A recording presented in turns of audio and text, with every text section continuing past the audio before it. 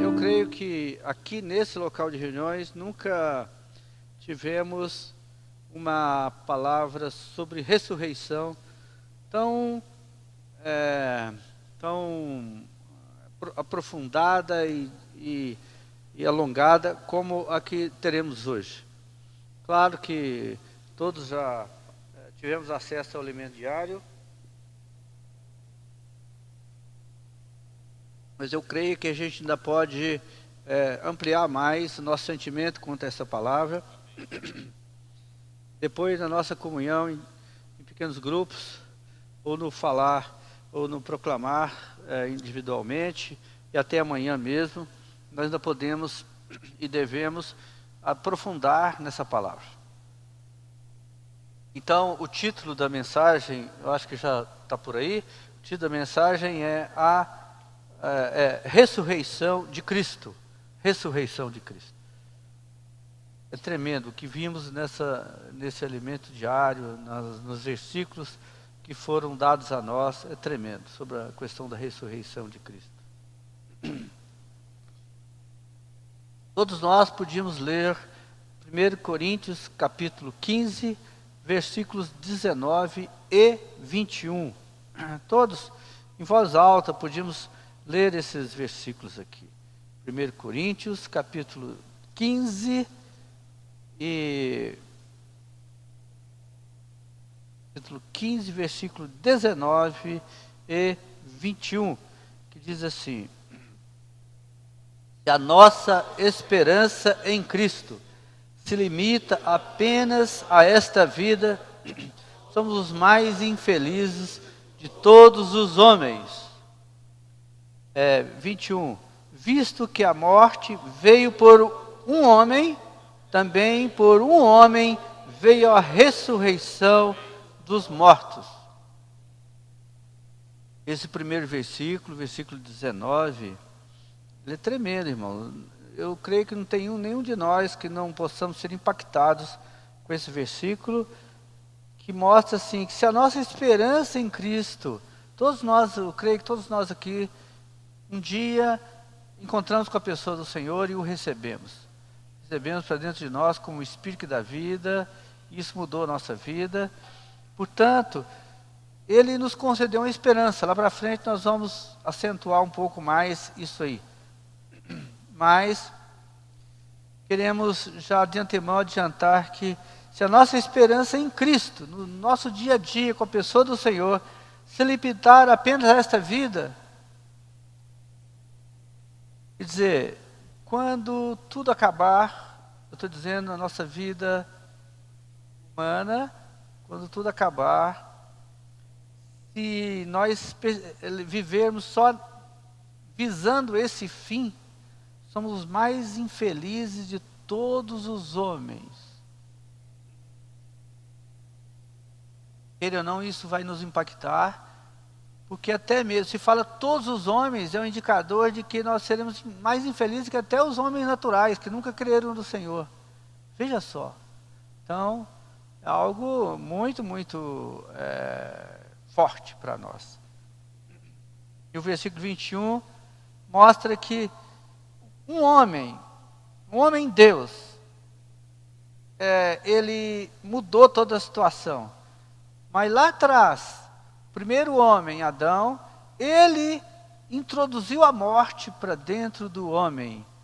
E todas as gerações daí para frente receberam essa morte introjetada na nossa vida humana. No entanto, quando o Senhor veio, então, também por um único homem, Deus, a pessoa do Senhor, veio a ressurreição dentre os mortos.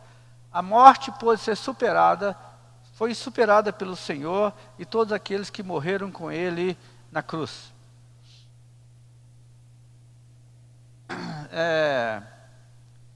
Veja só um preâmbulozinho.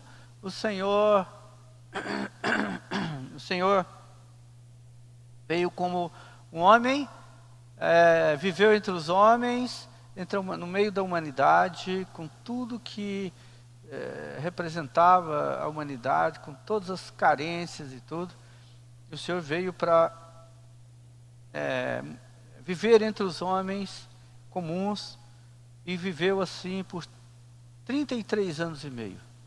Sendo que nos últimos 3 anos e meio, ele exerceu o seu ministério de dispensar vida para as pessoas e falar a palavra de Deus para os homens de uma forma mais contundente, falando a palavra que mudava uma era, da palavra até o livro de... Qual o último livro da Bíblia? Hã? Pois é. Não, o livro do... desculpa, do Velho Testamento. Hã? Pois é. A palavra do Velho Testamento veio até Zacarias.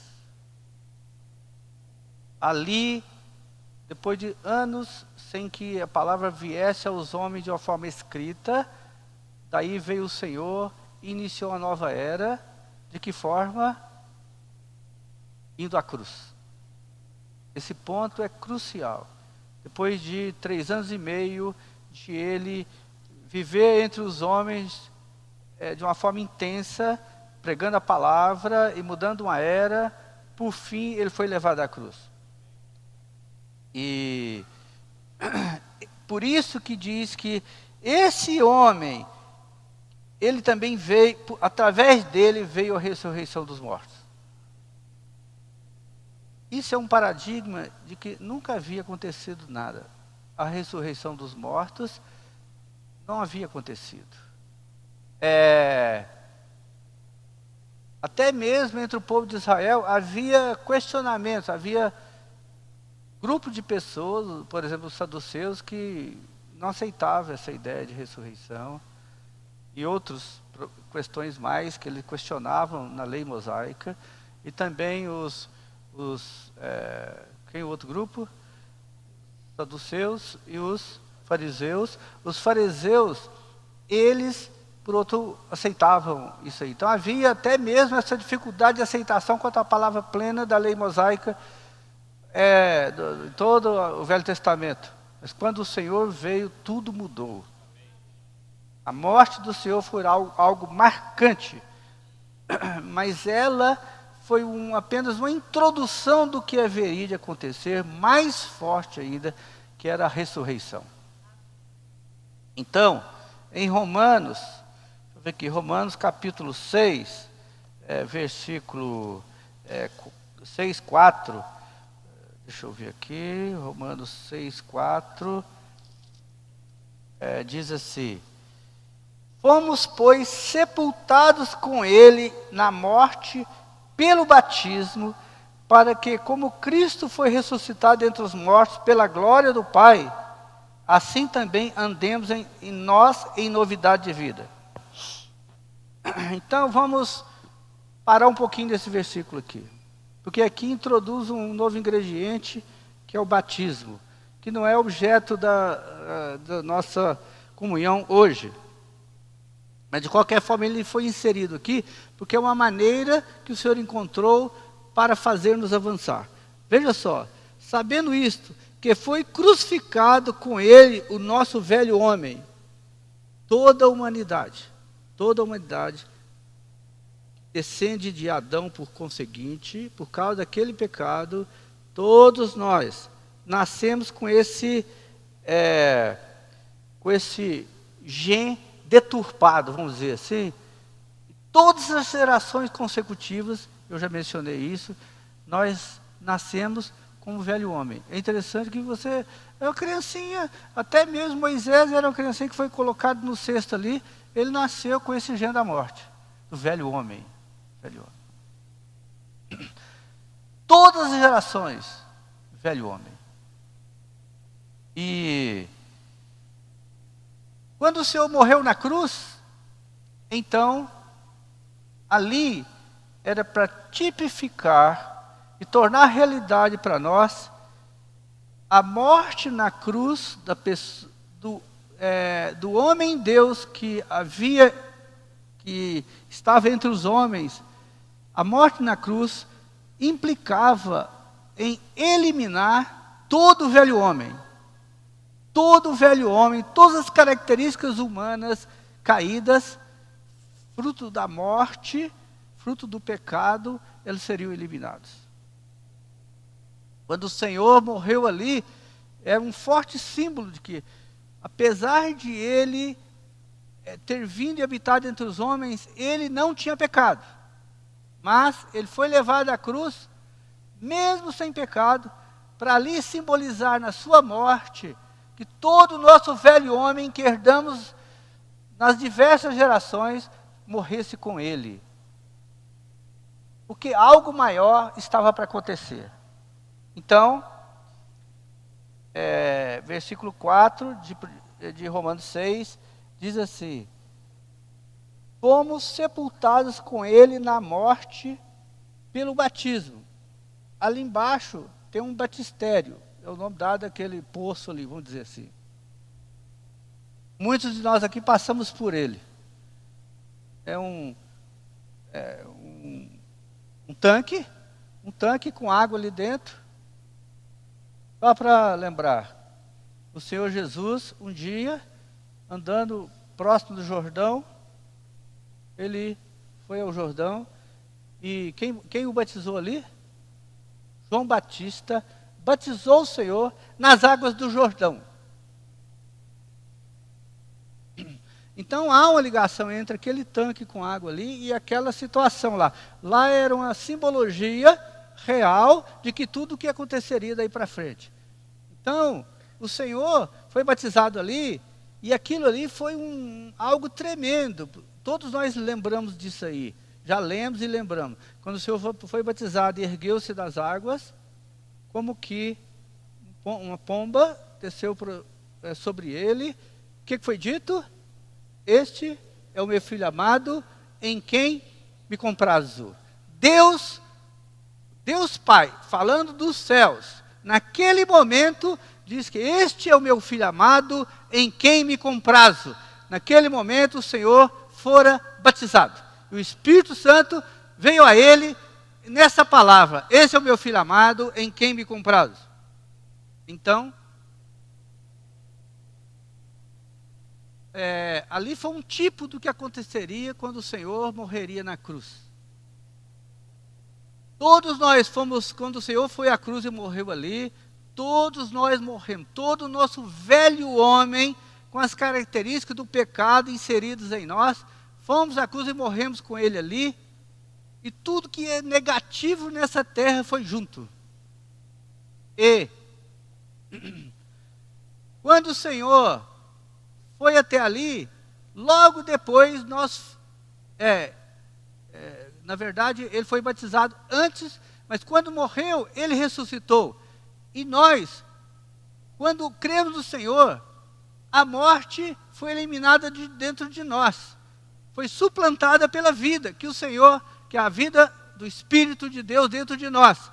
Mas para confirmar isso, daí veio o batismo para sepultar de forma simbólica tudo aquilo que acontecia conosco. Todas as coisas negativas que aconteciam conosco foram eliminadas ali.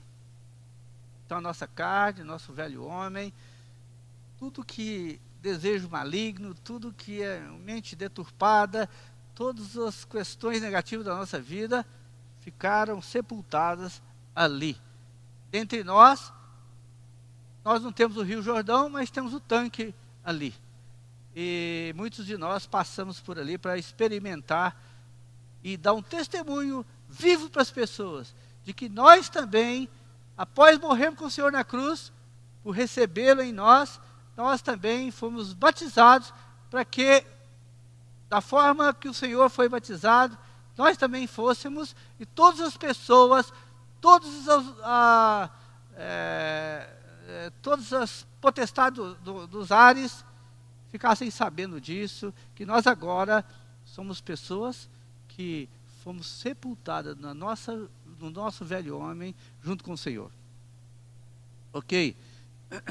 por outro lado, no terceiro dia após a morte do Senhor, aí sim, um outro evento tremendo aconteceu. Qual seja a ressurreição do Senhor. Muitas pessoas falam assim, no terceiro dia, não é exatamente terceiro dia com 72 horas, não, 24, 48, 72 horas, não foi assim. Ao terceiro dia, o Senhor ressuscitou dentre os mortos. E quando o Senhor ressuscitou, então houve um fenômeno universal mostrando, olha, há um homem que pôde vencer a morte, superá-la, suplantá-la, para que todos aqueles que receberam a morte injetada em nós, fôssemos capazes de vencer a morte. Quer dizer, em nós não, o Senhor em nós, fôssemos suplantar a morte. O Senhor, Ele morreu ali na cruz, mas ao terceiro dia Ele ressurgiu dentre os mortos. Só que figurativamente, quando o Senhor ressurgiu dentre os mortos, todos os que viriam a crer nele também ressurgiriam dentre os mortos. Olha que coisa tremenda. Você crê no Senhor, então você ressurgiu dentre os mortos juntamente com Cristo.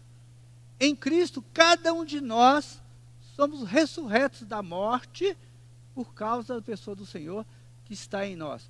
Quando nós invocamos o nome do Senhor, o recebemos no nosso espírito, então há um ressurgimento da morte que havia em nós, que imperava em nós, para que então agora nós fôssemos ressurretos juntamente com Cristo. Só que isso aí não pode ficar só na palavra, nas divagações intelectuais ou pensamentos humanos. Não. Tem algo extraordinário aí. Ressurgir dentre os mortos. A ressurreição é algo que vence a morte. A única coisa que vai permanecer para sempre é a morte. Mas Cristo venceu a morte. E nós vencemos a morte junto com Ele. Porque o Espírito que dá vida, que veio para dentro de nós, fez-nos vencer a morte, suplantar a morte, e viveremos com o Senhor para sempre. Daí nós vamos falar um pouco mais sobre esse para sempre e a maneira como é viver com Ele para sempre.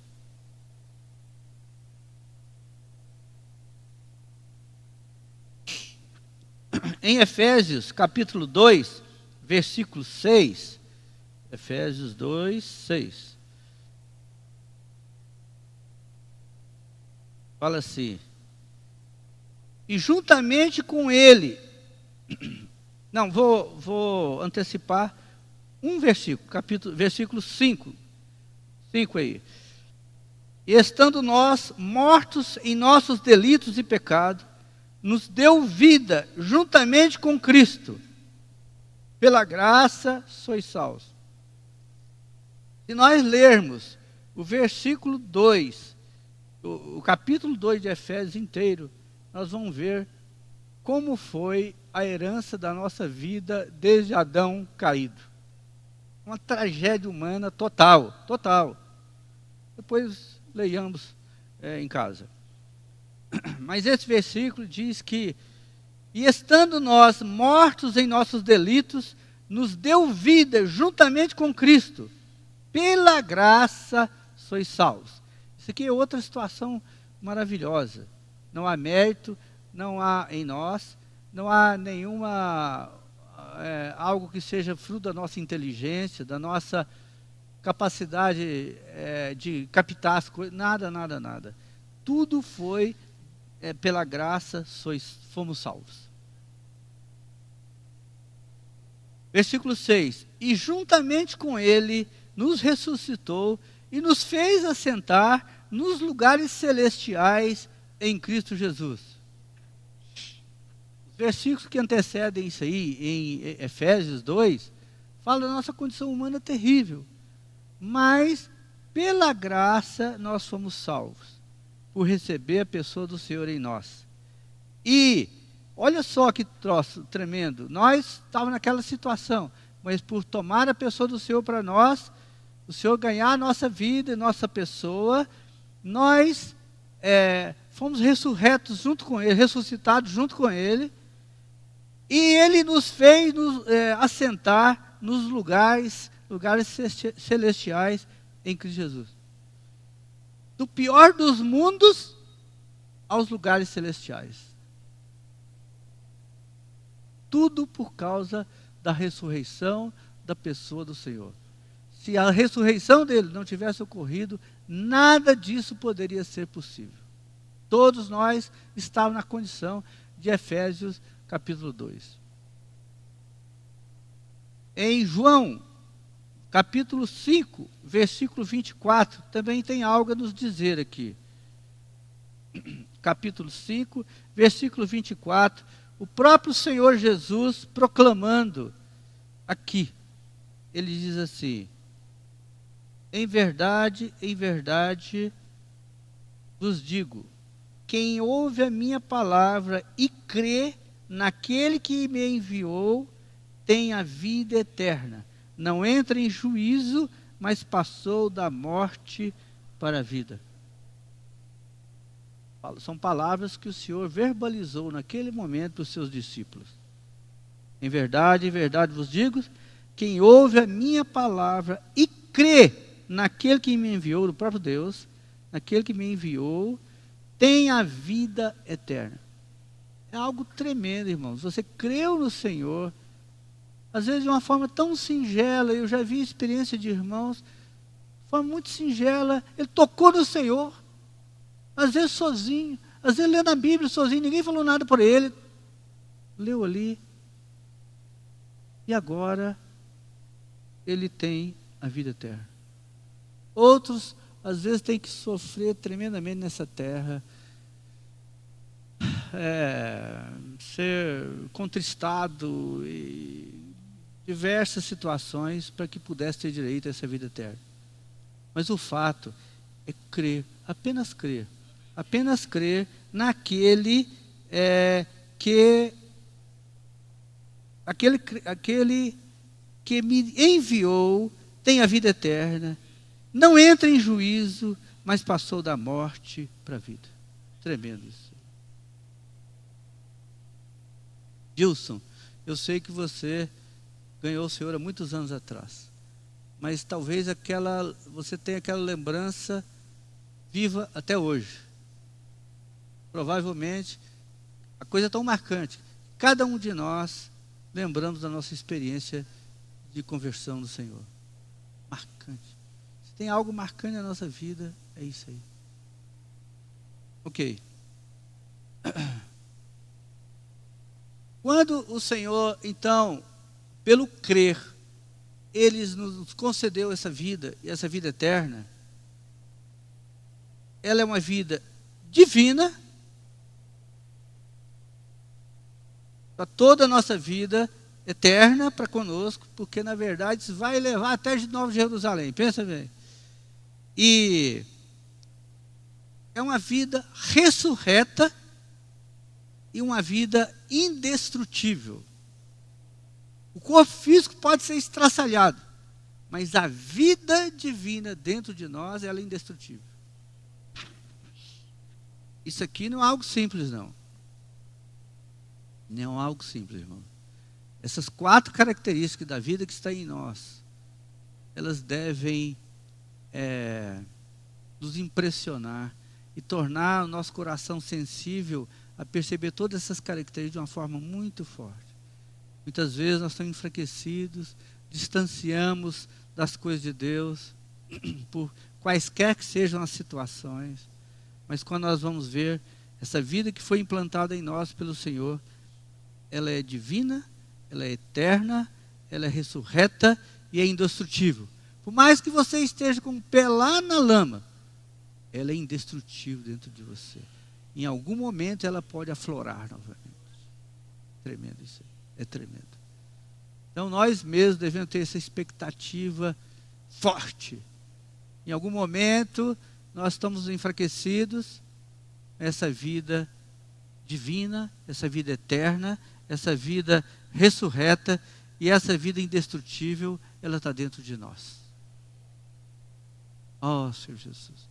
Por outro lado, é melhor que nós manifestemos a nossa alegria continuadamente de ter essa vida dentro de nós.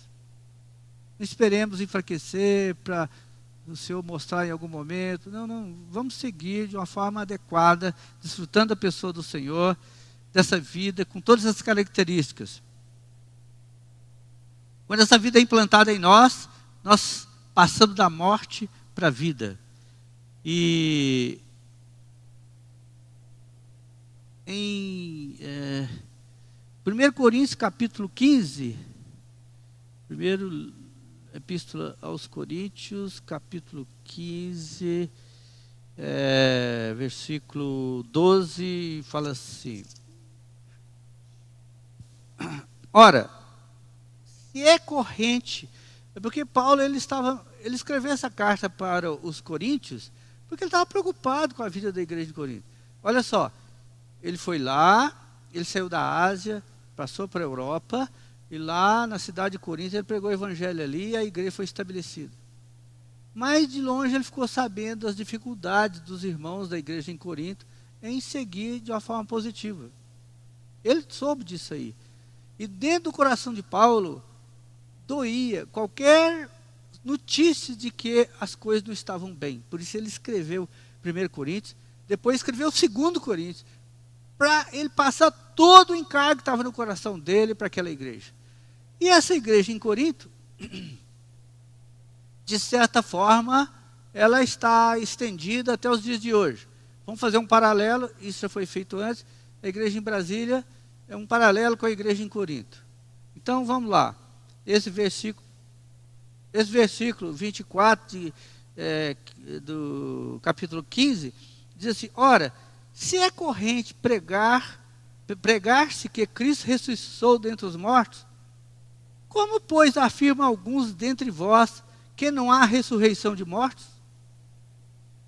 Eu não quero perguntar aqui, ninguém levante a mão, ninguém se manifeste, nem envergonhados, não me manifeste, para que eu não fique triste também igual Paulo, de que alguns dentre vós não creem na ressurreição dos mortos. Lá tem algum ainda meio assim, tal como os saduceus, crê, ressurge. Então, esse assunto é algo muito sério. Existem correntes hoje, dentro do chamado pensamento, correntes do cristianismo, que tem pessoas que defendem claramente isso aí, de que a gente pode perder a salvação. Escuta lá, se a gente perder a salvação é porque essa morte foi invalidada. Por que nós havemos de perder? Cristo morreu na cruz, dispensou a vida ressurgiu, dispensou a sua vida para dentro de nós, e essa vida é eterna.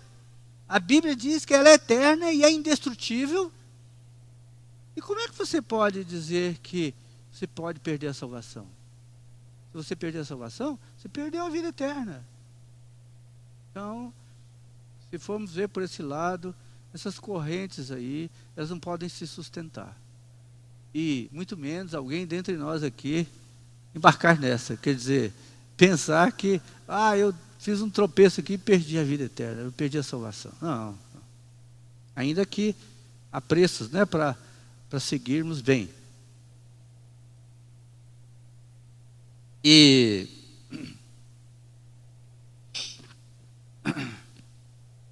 quando o Senhor ressurgiu dentre os mortos, ele permaneceu como o corpo místico do Senhor por 40 dias. O corpo místico do Senhor. Ele aparecia, desaparecia. Depois do 40º dia, ele foi ascenso aos céus e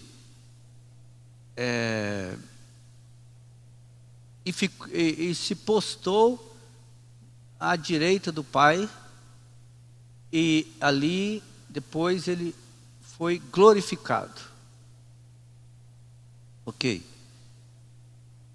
Em Efésios 1, 20 e 21, vamos lá de novo. Esses versículos eles são muito críticos para nós, no sentido de trazer uma verdade assim, inquestionáveis. Efésios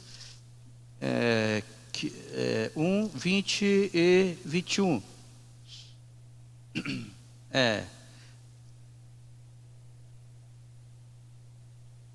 O 20. O qual exerceu ele em Cristo, ressuscitando-o dentre os mortos e fazendo-o sentar à direita de Deus, nos lugares celestiais, acima de todo principado e potestade, e poder, e domínio, e de todo nome que se possa referir, não só no presente século, mas também no vindouro. Olha só. Então, o que ocorreu, depois da ressurreição dele, dentre os mortos, ele ascendeu, depois de 40º dia, foi ascenso aos céus, e ali, ele ficou acima, irmãos. Não é assim, um pouquinho acima, não. Ele subiu aos céus, e ele ficou acima de todo principado, toda potestade e todo poder. Imagine, qualquer que seja o poder, nessa terra, ele ficou acima. Então não é algo assim, uma fé em algo sujeito a dificuldade. Não. O Senhor, ele ficou acima de todo principado, de toda potestade, e poder, e domínio, e de todo nome que se possa referir, não só na presente era, como na era vindoura. Esse Senhor, com essa dinâmica toda, ele fez tudo isso por sua causa, por minha causa, por causa de todos os santos que existem, que existiram depois da morte dele, que existem e que que virão, todos. Ele fez essa obra toda por nossa causa.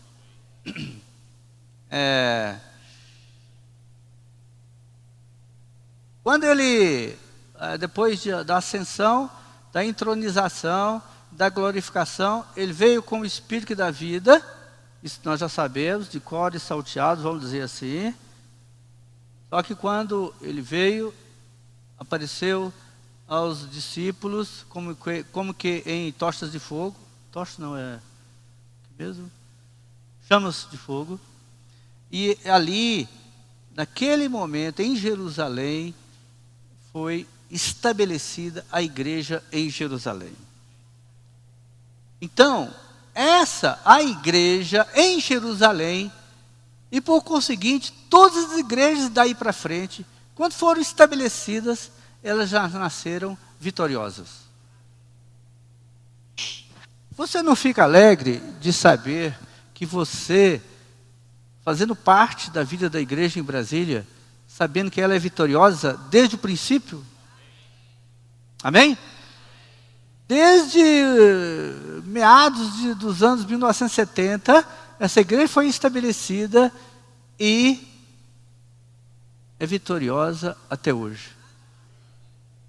Tantas coisas já aconteceram no nosso meio. Ela prossegue vitoriosa. Um grupo pequeno aqui, que dá testemunho da vida da igreja nessa cidade, é capaz de coisas tremendas. Vocês sabem disso, mais do que eu até. Local de reuniões, número de pessoas que vêm nos visitar, passam por nós. Coisas extraordinárias acontecem. Temos conferências aqui com 1.300, 1.500, até 1.700 pessoas, 1.800 pessoas já participaram de conferências aqui conosco. A sua vida, no dia a dia, você prega o evangelho, você contacta as pessoas, tudo é fruto dessa igreja vitoriosa, da qual você participa e dá testemunho. Então nós devemos perceber, tal como a igreja em Jerusalém, a igreja em Brasília também nasceu uma igreja vitoriosa. Ó Senhor Jesus. E quando nós percebemos a ressurreição do Senhor, ascensão, depois vir como Espírito da vida, isso impacta a nossa vida como um todo. Amanhã, vai tirar esse tampo aqui, vai ter uma mesa aqui, vai ter um cálice e um pão, que é a mesa do Senhor. Um pouco antes da morte do Senhor, ele estava com seus discípulos no jardim de Getsemane, e ali ele ceou com seus discípulos, dizendo: olha, essa aqui é a minha última ceia com vocês. E desfrutou daquela ceia como nunca. E depois ele foi aprisionado, morreu, ressuscitou, tudo isso que aconteceu. Depois o Senhor, através dos apóstolos, ele mostrou: olha, foi tão significativo tudo isso que aconteceu, que esse memorial, ele não pode se perder. Ao longo das eras, ele não pode se perder. Foi de tamanha expressão a morte e especialmente a ressurreição do Senhor, que esse memorial nós não podemos esquecer nunca.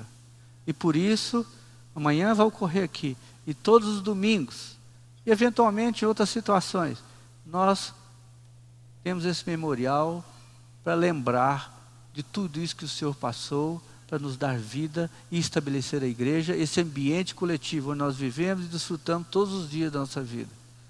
Quer presente nas reuniões, quer nas nossas casas, no nosso trabalho, lendo a palavra, nós estamos desfrutando da vida da igreja, da pessoa do Senhor em nós.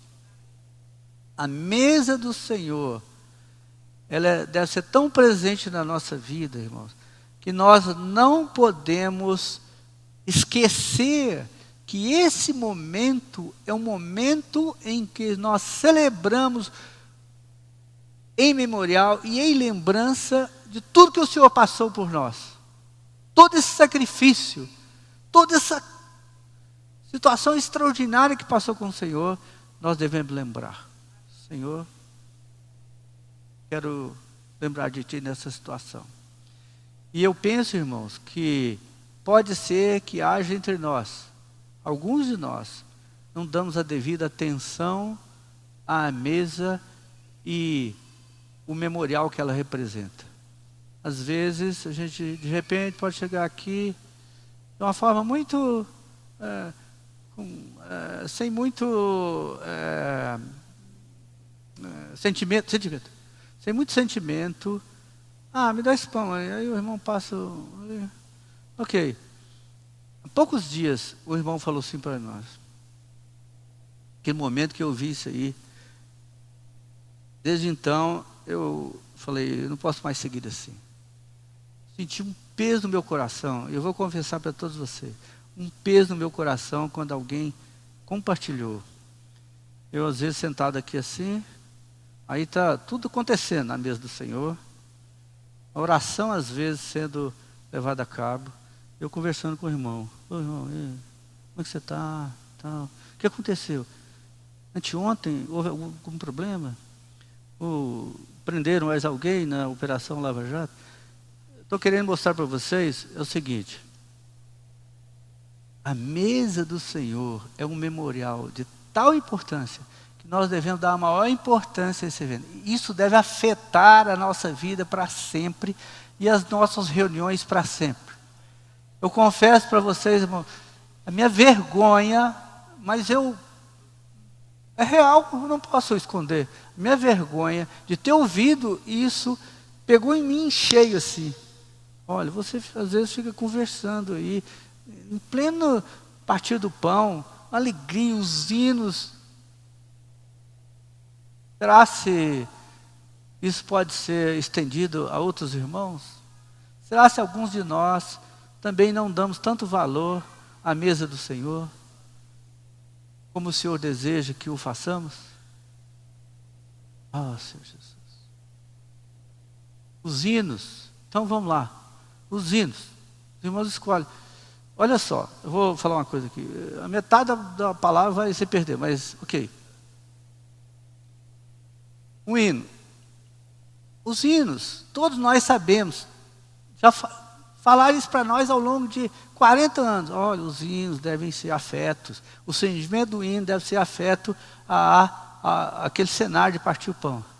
Aí um irmão desavisado pede o que mesmo? Qual um hino aí que tem nada a ver? Qualquer um deles que não tem nada a ver. Puxa vida, é tremendo. O hino é algo que deve nos levar a ter um sentimento de apreço especial pela mesa, pelo momento da morte do Senhor, do seu sacrifício, mas também da sua ressurreição, a sua ascensão, a sua entronização.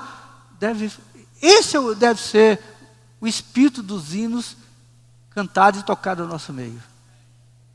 Então, para a gente não ficar desavisado, eu estou comentando isso para que, porque a palavra mostra aqui mesmo, no meio dessa palavra aqui que todos leram, diz assim, que ao longo dos dias nós vamos aprendendo a viver a vida da igreja e aprendendo essas coisas. A vida da igreja nos traz todos esses sentimentos. Uns estão mais avançados, outros menos, mas não importa. O sentimento é para todos. Pois eu acabei de confessar que não muito tempo atrás, eu mesmo estava enveredando por esse caminho que não tem menor sentimento, não apreço pela mesa. Pode ser, irmão, é doloroso, mas essa é a situação. Então, a partir de amanhã, quer dizer, de hoje mesmo, nossos sentimentos podem mudar. E a partir da manhã nós damos todo o valor e todo o nosso sentimento de apreço pela mesa do Senhor, pelo partir do pão, uma vez que esse apreço é decorrente de todo o sacrifício que Ele passou e da sua ressurreição, a qual nós devemos valorizar ao extremo. Por quê? Porque a ressurreição é que permitiu que estivéssemos aqui hoje. E que nós, você e eu, tivéssemos esperança na vida eterna. Do contrário, não poderia ocorrer.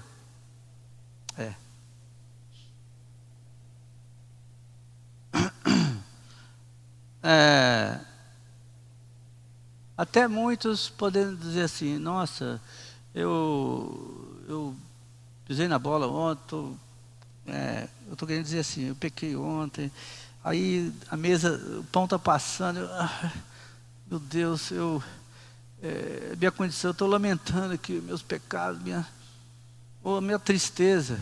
Não, arrependa, imediatamente, tome posse da grandiosidade que é esse memorial que o Senhor nos deixou para nós, para que nós desfrutássemos disso aqui. Então a nossa reação tem que ser imediata, ao falar, aos hinos, à mesa, o pão, o cálice.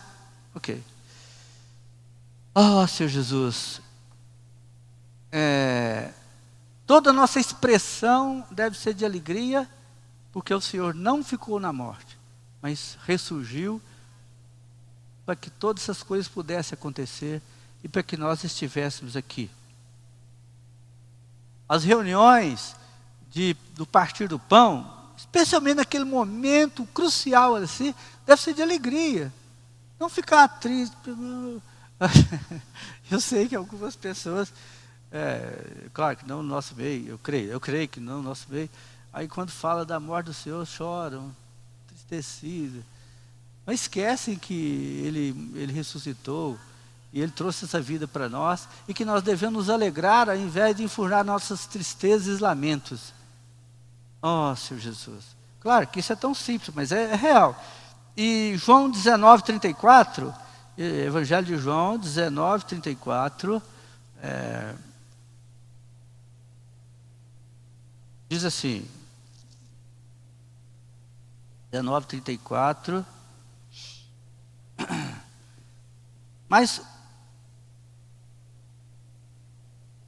versículo 33, ele estava lá na cruz, chegando porém a Jesus, como vissem que ele já estava morto, não lhe quebraram as pernas. Isso é por causa de uma profecia que existia, que nenhum osso seria quebrado. Daí,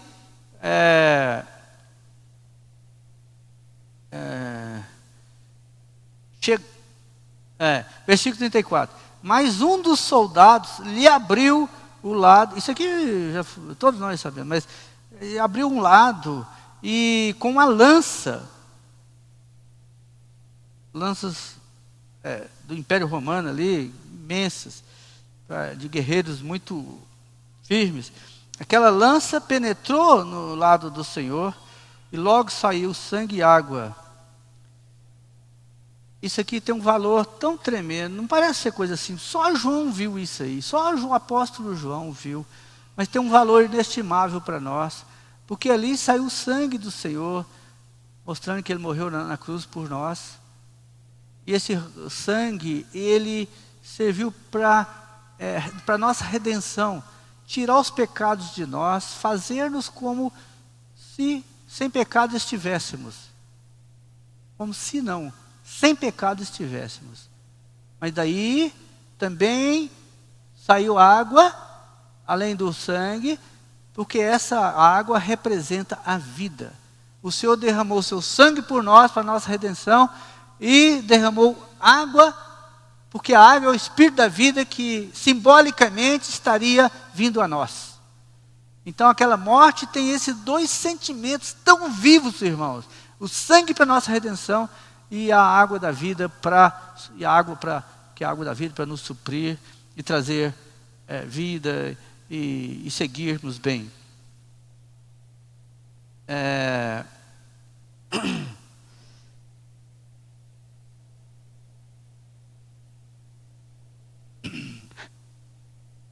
Acho que eu vou selecionar algumas coisas aqui e a ressurreição, ela é tão forte que nesse alimento diário, 4 dias da semana foram tomados só com o assunto de ressurreição. 4 dias inteiros selecionados para o assunto da ressurreição. Vamos ler 1 Coríntios,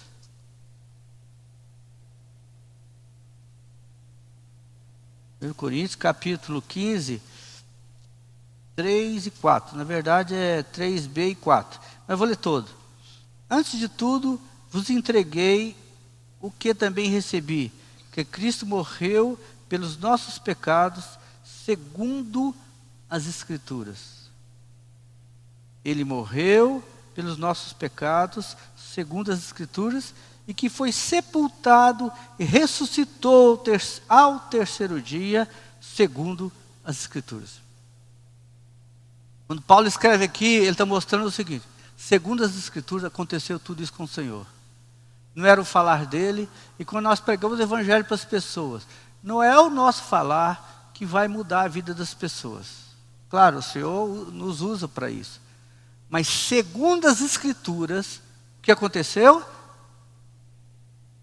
Ele morreu pelos nossos pecados. E segundo as Escrituras, está aqui,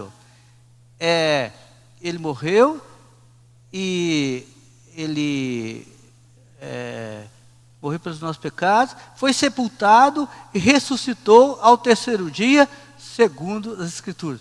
Porque Isaías lá atrás já falava das mesmas coisas, vários versículos do Velho Testamento já prenunciavam tudo que ia acontecer com o Senhor. Então, nós temos que perceber. Às vezes eu vejo assim, alguém falando com outra pessoa, algum irmão pregando o Evangelho. Tem hora que eu fico encabulado de ver o irmão falando com tanta propriedade. Tem hora que eu fico encabulado com o irmão falando coisas assim que me parecem sem nexo. E a pessoa crê. Vai compreender? É assim. Então, porque independe de nós falarmos as coisas à nossa maneira, ao nosso jeito, à nossa compreensão. Porque, na verdade, tudo que ocorre é pelas Escrituras. Daí, nós não devemos ter preocupações de como é que eu vou falar e fica conjecturando. Até escreve assim, olha, vou falar isso para aquela pessoa, escreve lá 10 itens que ele vai falar, para não errar, tudo certinho, para não acontecer nada. Mas o outro simplório vai lá e fala, a pessoa crê. Isso mostra o quê? Cristo morreu pelos nossos pecados, segundo as Escrituras. E a pessoa tem que crer, porque a Escritura fala isso. E também ele foi sepultado e ressuscitou o terceiro dia, também por causa, está escrito nas Escrituras. Se você falar redondinho, não vai acontecer, pode não acontecer nada. Se você falar de uma forma não muito, com uma boa montagem, não vai acontecer nada, pode não acontecer nada também. O negócio é que as Escrituras mostram claramente. E se a pessoa, pelas Escrituras, crer nisso, pronto, ele recebe a vida divina. E quando recebe a vida divina, também o que acontece? A graça vem. Olha só, não é a graça não. A graça também vem quando a gente fala, mas a graça abundante vem junto, você crê no Senhor, a palavra vem a você, e a graça vem a você também. Puxa vida. A graça, essa própria maneira de falar em língua portuguesa, quer dizer o seguinte, que é tudo de graça. Que vem a você, é de graça, irmãos. É tremendo isso aí. Então, Gálatas 20 e 21, Gálatas 20 e 21, vamos ver aqui. Gálatas 2, claro, 20 e 21, diz assim: logo já não sou eu quem vive, mas Cristo vive em mim. E esse viver que tenho, esse viver que agora tenho na carne, vivo pela fé no Filho de Deus, que me amou e a si mesmo se entregou por mim. Daqui a pouco eu vou ressaltar esse Deus que me amou e a si mesmo se entregou por si. E a seguir diz assim: não anulo a graça de Deus, pois a justiça é mediante a lei, segue-se que Cristo segue-se que morreu Cristo em vão. Nós não podemos anular a graça de Deus. A graça veio a nós também por causa da morte do Senhor e a sua ressurreição e o Espírito que dá vida. E para o versículo anterior, porque lá para frente não vai dar para falar, tudo termina em amor. Veja o versículo anterior. Vivo pela fé no Filho de Deus, que me amou e a si mesmo se entregou por mim. Aqui está na questão individual, mas na questão coletiva também. Todos nós, o Senhor nos vê dessa forma. A graça abundante do Senhor veio a nós, trazida pela vida divina. E o amor veio a nós, acompanhando tudo isso aí.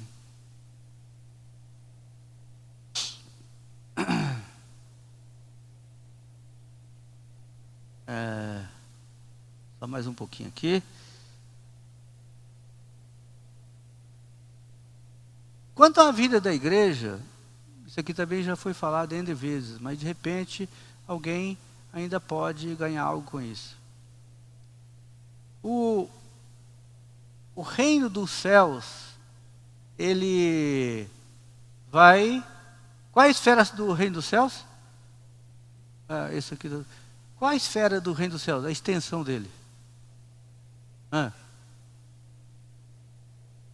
Não. A extensão. A duração dele. Da eternidade passada até a eternidade futura. Isso é o reino dos céus. Mas o reino de Deus... então eu esqueci. O reino de Deus... Eita, desculpa aí.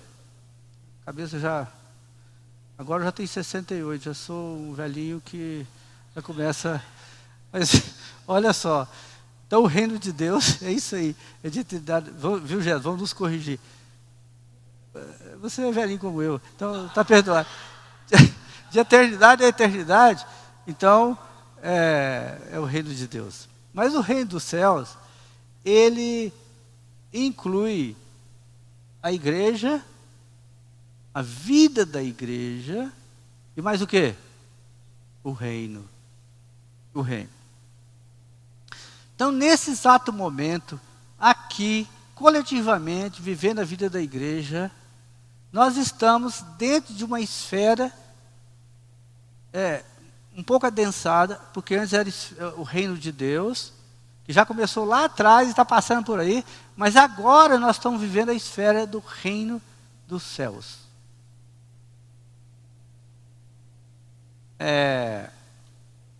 Nesse exato momento, nesse viver nosso hoje, nós estamos vivendo um estágio, vamos dizer assim, da vida espiritual, que é coletivamente, junto com os santos, nós estamos vivendo essa era da igreja, que também pode ser dita era da graça.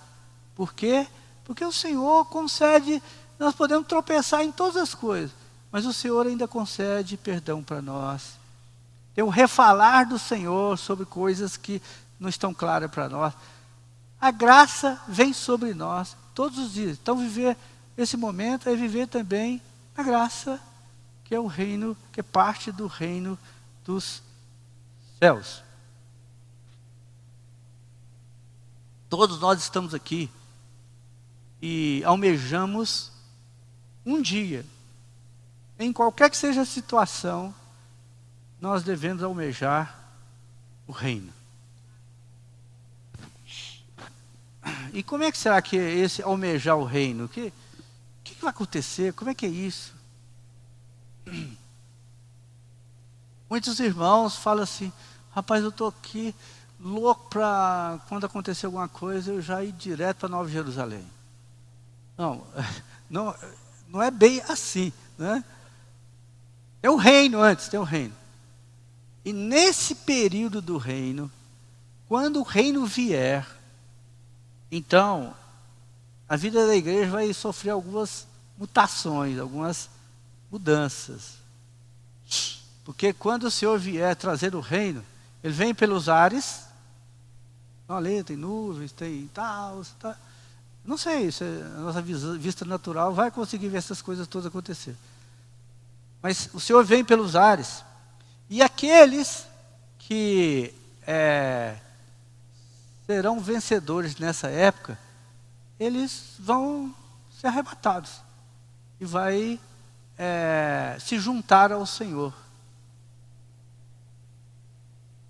Então, será se a gente nutre alguma simpatia pessoal pela ideia de ser vencedor hoje, para quando o Senhor viesse, nós estivermos em vida, irmos reinar com Ele subitamente depois de ser arrebatado? Você já pensou nisso? Talvez alguns por ter uma vida confortável ou cheia de expectativa, não, Senhor, adia isso aí. Ou, não, eu não quero reinar assim, correinar com o Senhor, não, deixa. Melhor repensar, tá? Porque reinar com o Senhor como vencedor é algo tremendo. Mas se o Senhor vier antes, então vai ter uma sequência de eventos. Os crentes que já dormem com o Senhor. Então, primeiro, os vencedores serão arrebatados e vão reinar com o Senhor. Então as coisas estão acontecendo. Depois, segunda etapa, os crentes que já dormiram com o Senhor serão ressurretos e encontrarão com o Senhor. Terceiro, o que é? Aqueles... Qual que é mesmo, hein? Terceiro.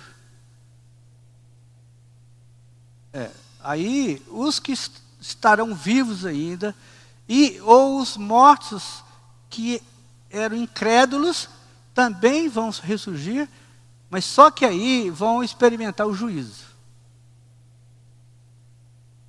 Aí, a situação é complicada. É melhor que creiamos no Senhor. Só que tem aí situações peculiares. Por exemplo, Pode ter alguém por aí que nunca ouviu do Senhor. E aí? Não creu. Seja por falta de oportunidade, seja porque ninguém pregou para ele, seja quaisquer que sejam as situações. Se morreu, se dormiu, sem crer no Senhor, vai experimentar um castigo. Cadê o Arcel e o Cedric? Levanta esses dois jovens aí. Arcel e Cedric, cadê? Olha lá. Dois cabras fortes, né? Pois é, ok. O Cedric é irmão do Arcel, tá? Está vivendo em Anápolis, ok. Amém? Então, esses irmãos, eles fazem parte de um contingente genético de pessoas que vivem na África. E ali, ok, pode sentar. Ali, o que vai acontecer? Está sendo gerado, nesse instante, nessas coisas acontecendo, está ocorrendo uma gestação. Puxa vida, como é que pode ser isso, né? Está sendo gerado numa mulher, ali naquele continente. Nós estamos falando tudo isso em termos de sentimento na palavra. Então ali está sendo gerado ou gestado um filho, varão. E hoje eu fiquei pensando, meu Deus, eu não tinha pensado por isso, por esse lado. Esse filho varão, ele acaba de nascer, já é adulto, grande. Então, lá na África, tudo indica, tudo coincide com o sentimento da palavra, que ali na África está sendo gerado um filho varão daquela mulher que representa toda a humanidade. Toda a humanidade. Ela sofre dores de parto, aquelas coisas todas que as mulheres especialmente sabem. Mas quando esse filho varão, sim, e nessa gestação, o dragão está desesperado, porque ele sabe que é um problema para ele, grande demais, se vier à luz esse filho varão. Então ele está desesperado para comer, destruir esse filho varão. Só que esse filho varão, uma vez nascido, ele já é adulto e ele vai contribuir de uma forma sem par para conduzir o dragão, que representa Satanás, para conduzi-lo para todo um tempo ser lançado, ser aprisionado e viver 1000 anos aprisionados. E esse dragão, esse filho varão, ele vai levar a cabo essas coisas. Não dá para a gente comentar tudo, porque o tempo acabou. Mas lá, no final desse milênio, desse tempo do reino milenar, então ali, ele ainda vai, esse Satanás, esse dragão, ainda vai conseguir simpatizantes, vamos dizer assim, em toda a terra, um grande número de simpatizantes. Mas por fim, o que vai acontecer com ele? Vai ser jogado no lago de fogo e vai perecer ali, junto com todos aqueles que são seus. Então, isso deve gerar um desespero em nós, em saber que a humanidade tão grandiosa precisa ser alcançada, para que esses nossos futuros irmãos não sejam também, não perecerem nessa condição. Então, é um encargo gigantesco para todos nós. E então, o sentimento hoje é que nós percebamos a grandiosidade da morte e ressurreição do Senhor e tudo que isso representa, e que tudo isso aí nos traz um forte sentimento de que nós devemos seguir após o Senhor, nós devemos almejar o reino, desejamos ser vencedores para reinar com o Senhor, para cooperar, para derrotar o inimigo e ainda posteriormente termos acesso aí sim, a Nova Jerusalém.